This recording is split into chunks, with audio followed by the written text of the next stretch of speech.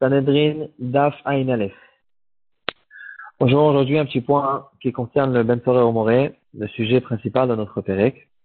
La Gemara elle ramène une marloquette très surprenante. On dirait une marloquette historique, à savoir est-ce que le Ben Soreh Omoré a existé ou bien il n'a jamais existé. C'est juste une paracha que la Torah nous a donnée pour faire des drachot, pour recevoir un sachar de Talmud Torah, mais l'histoire n'a jamais eu lieu. Et la question qu'on peut se poser, c'est une question qu'au fait on se pose dans ce genre de marloquot, on peut se poser dans tout le chasse. Certaines fois on remarque qu'il y a une marloquette sur un fait, sur une histoire. Et là la question, est-ce que c'est possible qu'il y ait une marloquette sur un fait?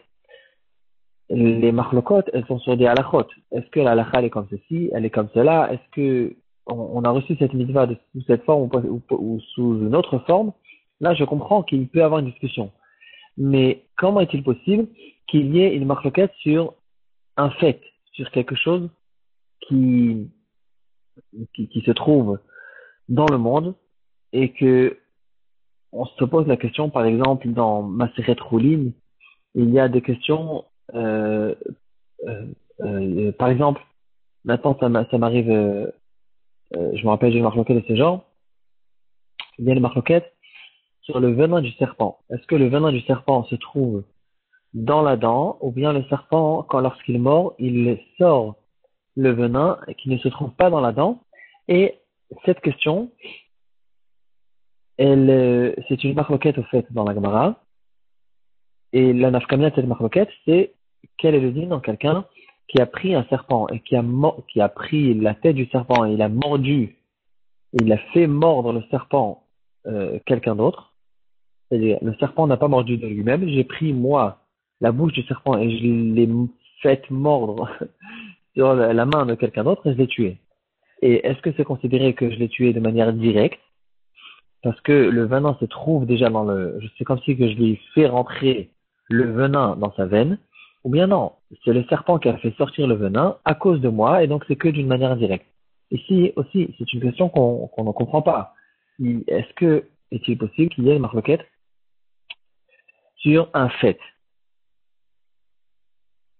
En général, lorsque on retrouve ce genre de questions, la réponse elle est plus ou moins de la manière suivante.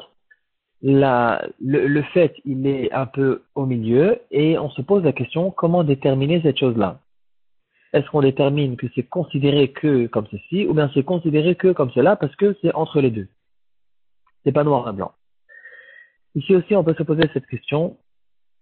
Ici, c'est un peu moins dérangeant parce qu'il est possible que on se pose la question est-ce qu'il y a 500 ans, il y a eu une histoire de Ben Soreh Omoré ou bien il n'y a pas eu une histoire de Ben Soreh Omoré. Et quand même, on sait tous que chez nous, surtout chez les Amoraïm, les Tanaïm, la Massorette, surtout pour les choses qui étaient très importantes, elle était très forte. Et donc si Rabbi Shimon il vient et il dit que Ben Soreh Omoré n'existait pas, et Rabbi Yochanan il vient, moi je l'ai vu le Ben Soreh Omoré, et je me suis assis sur son kever. Alors, comment est-ce que Rabbi Shimon il peut être Olek sur Rabbi Yonatan? C'est pas Rabbi Yochanan, c'est Rabbi Yonatan qui dit que moi je l'ai vu. Alors, si toi tu l'as pas vu, ça ne veut pas dire qu'il n'a pas eu lieu. Ça veut dire que toi, tu n'as pas entendu cette histoire, mais moi que j'ai entendu cette histoire, alors c'est forcément moi qui a raison. C'est quoi cette marloquette? Qu'est-ce qui se cache derrière? Une très belle explication que j'ai trouvée au nom du Khatam Sofer. Le Khatam Sofer, il se trouve dans deux endroits. Il y a sur son pirouche sur le chat et sur le pirouche du Khatam Sofer sur la Torah. Le drachot du Khatam Sofer. Et il explique cette marloquette d'une manière très, très belle. Il dit que c'est pas vraiment une marloquette. C'est en fait un qui complète le deuxième. Il ramène Rabbeinu Bechaye sur Dvarim Kafalef Kafalef. Rabbeinu Bechaye, il nous dit, c'est un midrash connu sur la Torah, il dit que le kever sur lequel était assis Rabbi Yonatan, c'était le kever de Avshalom. Avshalom, le fils de David Ameler qui s'est rebellé contre son père.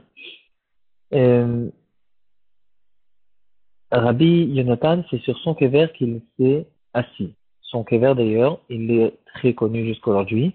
Il se trouve en bas de Harazetim, au-dessus de son kever, il y a comme une sorte de bâtiment d'une construction très très ancienne et très belle, et qui s'appelle Yad Avshalom. Et d'après la Massorette, c'est là-bas justement le kever de Avshalom. En tout cas,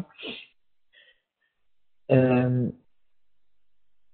la question, donc on reprend, le Rabbeinu Bechaye nous dit que le kever sur lequel s'est assis, le kever du Ben Sorer au Moré sur lequel s'est assis Rabbi Yonatan, c'était justement le kever de Avshalom. Il nous dit, le Khatam Sofer, si c'est comme ça, on peut très bien comprendre qu'est-ce que c'est, quelle était en fait la marloquette entre Rabbi Yonatan et Rabbi Shimon. Il dit comme ça. Le Ben Sorer au Moré,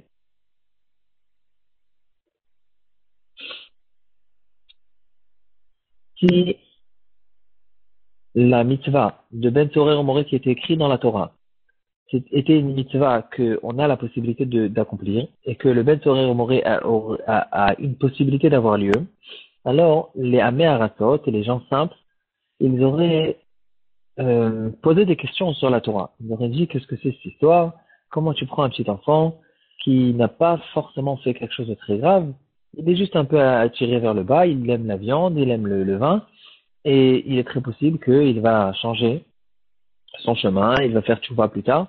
Pourquoi tu ne lui donnes pas de chance et il a à peine 13 ans et tu le tues?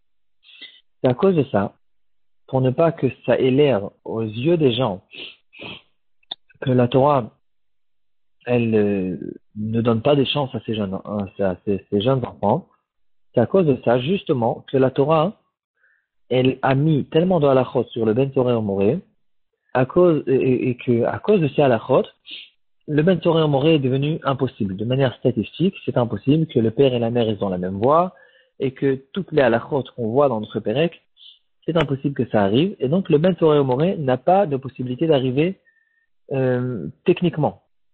C'est un problème technique, mais en fait, le Ben Torah Moré n'a pas eu lieu et il n'a aucune possibilité technique statistique d'avoir lieu. Et c'est sur ça que Rabbi Yonatan, il est venu, il a rajouté. Il aurait dû regarder Avshalom, qui était justement un Ben Soré Moré, à cause du fait qu'on ne l'a pas tué, justement à cause de ses halachot. Et donc finalement, il n'a pas été tué en tant que Ben Soré Moré, mais il l'était par définition un Ben Soré Moré. À cause de ça, justement ce Avshalom, il va nous prouver que cette mitzvah, le fait de tuer cet enfant, c'est la preuve que sous-entendu, la Torah a la raison de ne pas lui donner de chance, parce qu'on voit bien ce qui s'est passé avec cette personne qui était Ben Torah Moré, et que depuis l'âge de 12 ans ou de 13 ans, on aurait dû déjà le tuer, à cause du fait qu'on ne l'a pas fait, à cause que la Torah nous a donné tellement d'halachot qui sont impossibles à accomplir. Regardez ce qui s'est passé avec cette personne, et finalement, il a complètement mal tourné, il s'est rebellé contre son père et il a fait des grands problèmes dans le peuple d'Israël. Voilà l'explication que nous donne le Khatam Sofer. Donc finalement, il n'y a pas vraiment de marloquette. Le Ben Sorer Moré a eu lieu, et il est très possible qu'il a eu lieu plusieurs fois même, par des enfants qui, par définition, auraient dû être tués en tant que Ben Sorer Moré, mais il n'y a jamais eu lieu la fin de l'histoire. Le Ben Sorer Moré n'a jamais eu la punition de Ben Sorer Moré. Il n'a jamais été tué en tant que Ben Sorer Moré à cause justement de ces halachot impossibles à accomplir. Et donc en fait, il n'y a pas de marloquette. Rabbi Shimon, il parle sur le fait qu'il n'y a jamais eu un Ben Sorer Moré qui a eu toutes les halachot qu'il y a besoin pour pouvoir tuer le Ben Sorer Moré. Et Rabbi Yonatan, il dit que le Ben Sorer Moré en tant que définition, en tant que personnage, c'est quelque chose qui a déjà eu lieu et que justement, regardez la preuve de Avshalom, qui, lui, est la preuve de ce Ben Sorer Moré que, normalement, on aurait dû tuer, et que, à cause du fait qu'on ne l'a pas fait, finalement, il est devenu un grand rachat.